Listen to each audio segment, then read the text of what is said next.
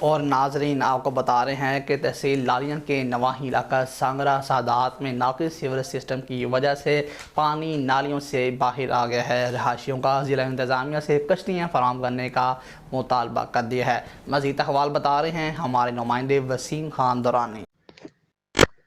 جی بالکل، تحصیل لالیاں کے علاقہ موضع سانگرا سادات میں سیوریج کے نظام کو بہتر نہ کیا جا سکا۔